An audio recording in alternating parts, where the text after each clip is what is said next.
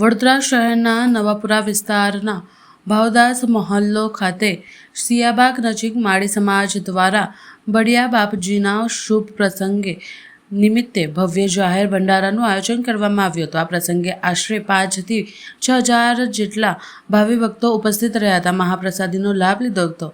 કાર્યક્રમમાં સમાજના અગ્રણીઓ, વિવિધ સંસ્થાના પ્રતિનિધિઓ તેમજ રાજકીય આગેવાનો ઉપસ્થિત રહ્યા હતા। પ્રસંગ દરમિયાન મહારાજના આશીર્વાદ લીધા બાદ ધાર્મિક વાતાવરણ સર્જાયું હતું। ઉપસ્થિત મહાનુભાવોના ભક્તોએ આશીર્વાદ આપતા સમાજમાં એકતા અને સેવા ભાવનાને વધુ મજબૂત બનાવવાની વાત કરી હતી। આ ભંડારો છેલ્લા ઘણા વર્ષોથી નિયમિત રીતે યોજાતો આવી રહ્યો છે, જે સમાજની પરંપરા અને શ્રદ્ધાનું પ્રતીક છે। આગામી સમયમાં પણ આ આયોજનો વધુ ભવ્ય રીતે ઉજવાય અને વિસ્તારના વિકાસમાં સહાય મળે તેવી આશા વ્યક્ત કરવામાં આવી હતી।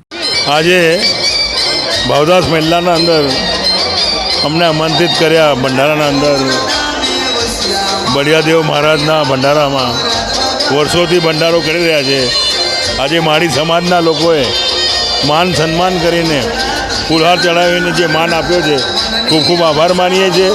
અને માળી સમાજને જ્યારે બી જરૂર પડશે, વડોદરા શહેરના બધા જ માળી સમાજના હોય, અડધી રાતે એમના કામો કરવાની ખાતરી આપું છું।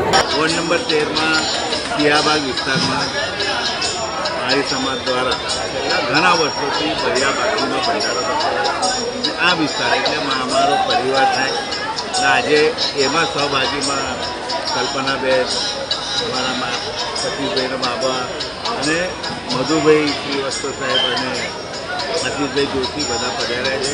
માળી સમાજના તમામ આગેવાનો પણ અને દર વર્ષે આ ભંડારો વર્ષોથી ચાલતો આવે છે।